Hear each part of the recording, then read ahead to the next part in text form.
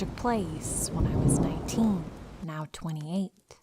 I was in college and working as a bartender at a little country bar further out from the city. This place was supposed to be 21 plus only because there were gambling machines right along the bar, but the rule was, if anyone asks, you just turn to 21. For the most part, I loved the job and I loved the money. After a few weeks, I came in at 8 p.m. to start my shift, and it was already a pretty good crowd to be a weeknight. I made my rounds and see an attractive guy, and his beer is empty, so I ask if he needs another. He immediately sparks up a conversation with me. I find out he's 28, a paralegal, has a dog, etc.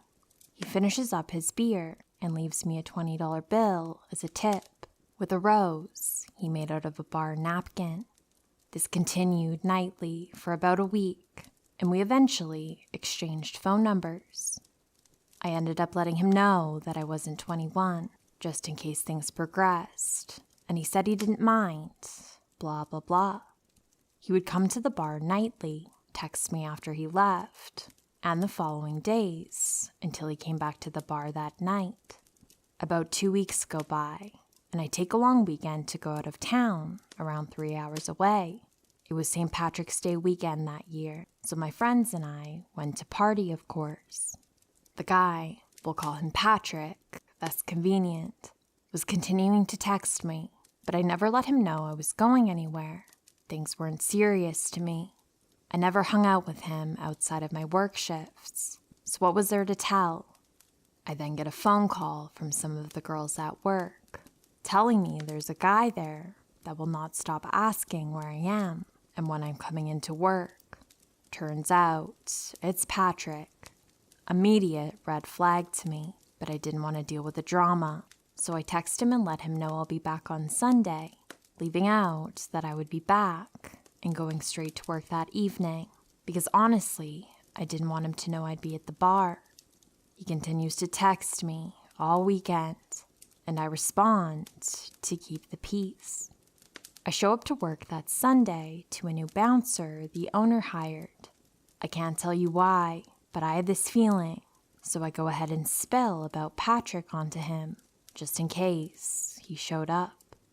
A few hours pass, and 2 guys come in and sit down. I stare at them for a minute and realize that they're the 2 guys Patrick's been in there with before.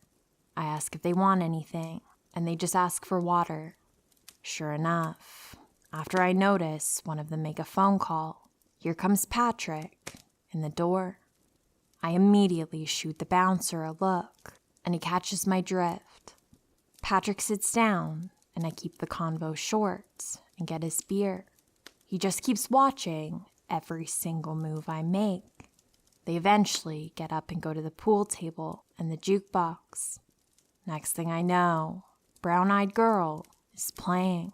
I have brown eyes, of course. And Patrick is standing there smiling at me. The song is over, and I tell the bouncer to watch the bar for me. I needed to step back and smoke a cigarette before I had a panic attack. I left the back door open so I could watch the bar for any new customers. Next thing I know, The Kill by 30 Seconds to Mars is playing. I'm like, you gotta be fucking kidding me. The bouncer comes to the door and asks me for the details about the guy and the situation.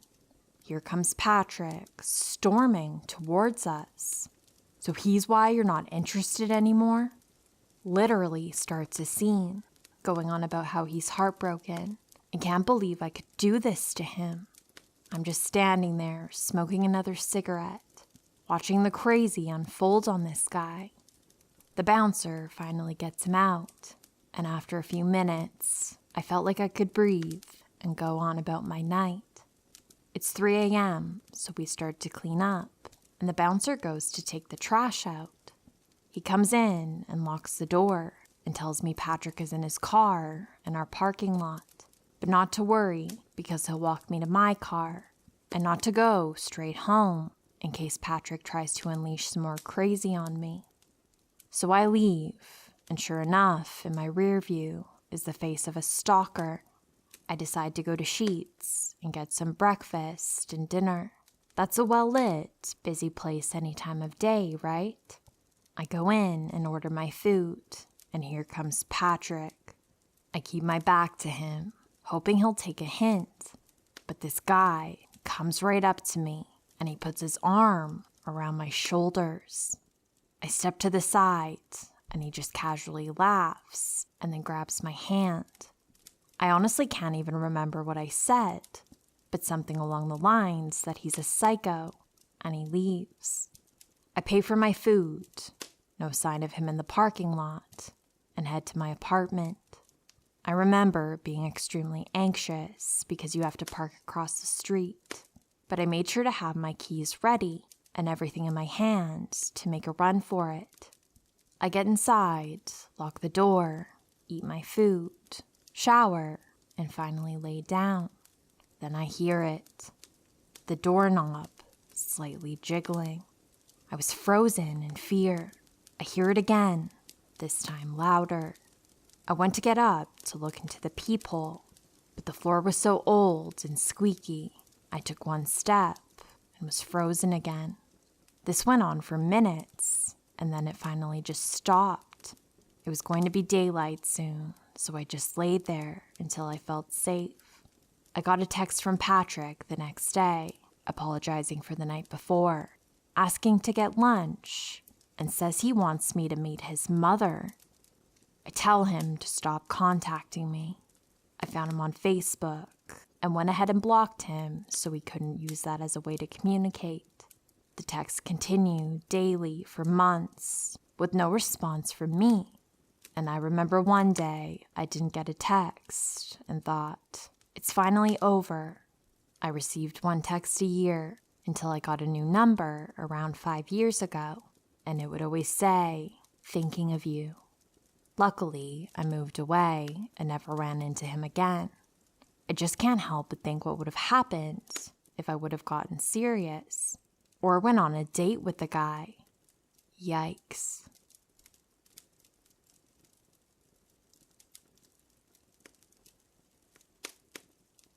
So, let me get a couple of things straight. Our little village was the kind of place where everybody knows everyone, and I could count the amount of houses on 2 hands.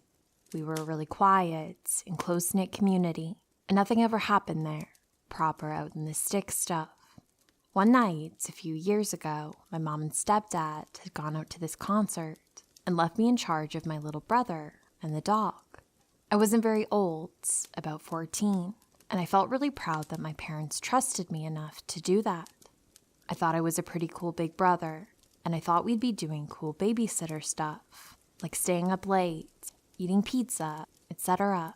I'm kind of glad we did, because I don't know what would have happened if we hadn't. At about 10:30, the power cut out. I didn't think anything of it, because the weather hadn't been great lately, and I figured that had something to do with it. I got some candles out of the cupboard and lit them and put some of our favorite songs on. As soon as I sat back down, Sonny, my little brother, turned to me and, being the weird little kid he was, told me very calmly that someone was outside. I was a little perturbed by him, but the dog hadn't done anything, so I presumed it was just the neighbors or something. He just shrugged and went back to his drawings. There's a running joke in our house that you don't need a clock with the dog around because he's such a creature of habit that he'll consistently get up at the exact same time every night to tell you that it's time to initiate his nightly go-to-bed protocol. It was about 3/4 of an hour after the power went out that my dog decided that now was the time. I told Sonny to go get the dog his biscuit while I let him out for a piss. Now, our kitchen is an extension to the original house, and so as such, has a flat roof that's competitively low to the ground compared to the rest of the house, and offers easy access to the bathroom window. As I open the door so the dog could do his thing, Sonny pushes past me in the doorway and whispers, "I know you're out here, and I'm calling the police," as he turned around with the biggest, proudest smile you've ever seen on his face. There was a very distinct rustling coming from just above the doorway. I don't think I'll ever forget the way Sonny's face dropped when he looked just above my head. I looked up. The man sitting on the roof above me panicked, tried to kick me, and then ran off into the next door's garden and presumably into the cornfields surrounding our village. I was scared shitless, and Sonny was bawling his eyes out. I ushered him inside as quickly as I could and got a knife from the kitchen. We both went into his room, and I told him to try and get some sleep while I waited for our parents to come back.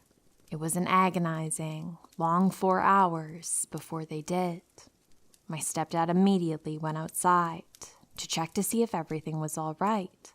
I heard them talking about how something had smashed the fuse box. Obviously, we called the police, but they didn't come until later that day. They did a search of the immediate premises and found a makeshift bed in a nearby disused barn, along with pictures of silhouettes of us in the shower through the frosted glass. I think it's pretty safe to say the whole experience definitely shook us up. We moved out as soon as we could, but I still shut curtains whenever I can, and I see shadows underneath every door I see. Sonny keeps quiet about it, but I'm not sure if that's just because his brain has cut it out or what. So yeah, weird kitchen roof stalker. Let's not meet.